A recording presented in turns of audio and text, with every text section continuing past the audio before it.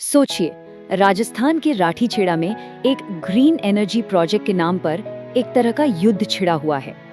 और ये कोई छोटा मोटा स्थानीय झगड़ा नहीं है।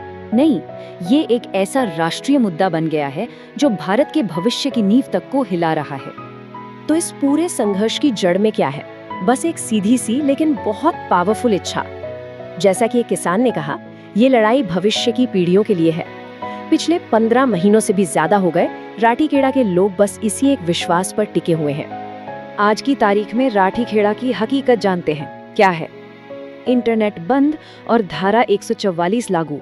मतलब लोग इकट्ठा भी नहीं हो सकते। ऐसा क्यों? ताकि इस प्रोजेक्ट को जबरदस्ती आगे बढ़ाया जा सके।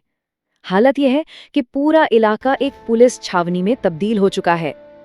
तो यही तो सबसे बड़ा सवाल है ना, कि आखिर एक ग्रीन एनर्जी प्रोजेक्ट के लिए इतनी पुलिस, इतनी घेराबंदी की नौबत क्यों आ गई? चलिए इसी सवाल की तह तक चलते हैं और इस पूरे मामले की परतें खोलते हैं। तो इस पूरी उलझी हुई कहानी को समझने के लिए हम इन 6 पॉइंट्स पर गौर करेंगे। सबसे पहले घेराबंदी में फैक्ट्री, फिर भारत का बायोफ्यूल ब्लूप्रिंट, जीरो डिस्चार्ज का वादा, पानी की प्यास, वो 1 लाख रुपए वाला सवाल, और आखिर में एक असहज सा हरित भविष्य। तो चलिए शुरुआत करते हैं जमीन से। देखते हैं कि वहां असल में हो क्या रहा है और ये टकराव इतना ज्यादा बढ़ कैसे गया। देखिए, ये जो आंकड़े हैं ना, ये अपने आप में पूरी कहानी बयां कर देते हैं। सोचिए, 15 महीने से ज्यादा का प्रोटेस्ट, 500 से ज्यादा पुलिस वाले, किसान नेताओं की गिरफ्तारी। तो साफ है, ये कोई मामूली धरना प्रदर्शन नहीं है। ये एक पूरा का पूरा गतिरोध है, एक स्टैंड ऑफ।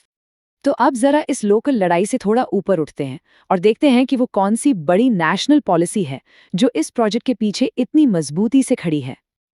तो ये सब हो रहा है भारत के इथेनॉल ब्लेंडिंग प्रोग्राम यानी ईबीपी की वजह से। ये एक बहुत बड़ी स्ट्रेटेजिक पहल है। देखिए, इसका मकसद सिर्फ पेट्रोल के इंपोर्ट बिल को कम करना ही नहीं है, बल्कि देश की एनर्जी सिक्योरिटी को बढ़ाना और साथ ही किसानों को अनाज के लिए एक नई मार्केट देना भी है। और ये जो राठीखेड़ा वाला प्लांट है ना, अपनी जबरदस्त प्रोडक्शन कैपेसिटी के साथ इस बड़ी नेशनल पजल का एक बहुत जरूरी हिस्सा है। यही वजह है कि इस प्रोजेक्ट को एक नेशनल प्रायोरिटी की तरह देखा जा रहा है। तो सवाल उठता है कि अगर ये सब इतना अच्छा है, तो फिर वहां के लोग प्रदूषण से इतना क्यों डर रहे हैं? इसकी वजह है कंपनी और सरकार का एक वादा, एक खास टेक्नोलॉजी का वादा, जो दावा करती है कि ये प्लांट एनवायरमेंटली सेफ होगा। इस टेक्नोलॉजी का नाम है जीरो लिक्विड डिस्चार्ज, शॉर्ट में कहें तो जीएलडी। अब कागजों पर तो ये एक गेम चेंजर है। जीएलडी का सीधा सा मतलब है कि फैक्ट्री से कोई भी गंदा पानी बाहर पर्यावरण में नहीं जाएगा, जीरो। और ये प्लांट की मंजूरी के लिए एक मैंडेटरी शर्त है। अब ये काम कैसे करता है? बहुत सिंपल है।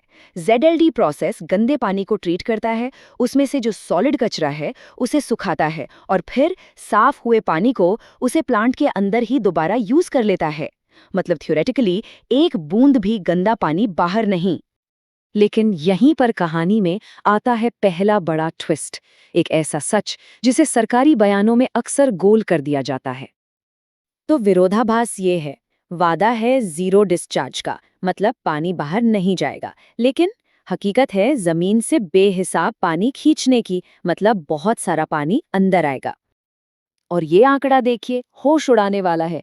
इस प्लांट को रोजाना लगभग 59 लाख लीटर ताजा पानी चाहिए होगा, 5.9 मिलियन लीटर्स।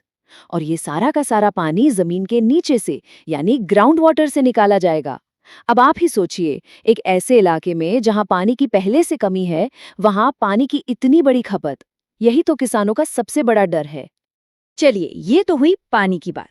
अब आते हैं कहानी के दूसरे और उतने ही शॉकिंग विरोधाभास पर, और इसका ताल्लुक है कंपनी के फाइनेंशियल स्ट्रक्चर से। जरा इन नंबर्स पर नजर डालिए। प्रोजेक्ट की टोटल लागत करीब 400 करोड़ रुपए और कंपनी की अपनी पेड अप कैपिटल सिर्फ 1 लाख रुपए। 400 करोड़ और 1 लाख, ये जो फर्क है ये हैरान करने वाला है। तो इसका मतलब क्या हुआ? सीधा सा मतलब है कि अगर ये प्रोजेक्ट भगवान न करे कभी फेल हो गया या कोई एनवायरमेंटल डिजास्टर हो गया, तो कंपनी के पास उस नुकसान की भरपाई करने के लिए पैसा ही नहीं है। तो फिर जिम्मेदारी किसकी होगी?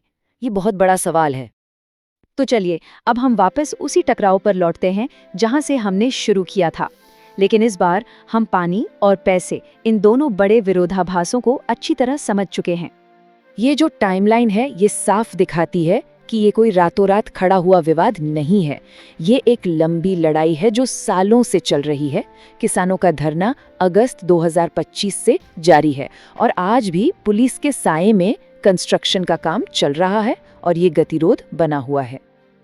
और आखिर में राठीखेड़ा की ये कहानी हमारे सामने एक बहुत ही असहज सवाल छोड़ जाती है। सवाल ये है कि जब बड़े बड़े देश अपनी ग्रीन महत्वाकांक्षाओं के पीछे भागते हैं तो उसकी असली कीमत जमीन पर कौन चुकाता है? और ये सवाल सिर्फ राठीखेड़ा का नहीं है। ये सवाल विकास और न्याय के उस नाजुक बैलेंस के बारे में है जिससे आज पूरी दुनिया जूझ रही है।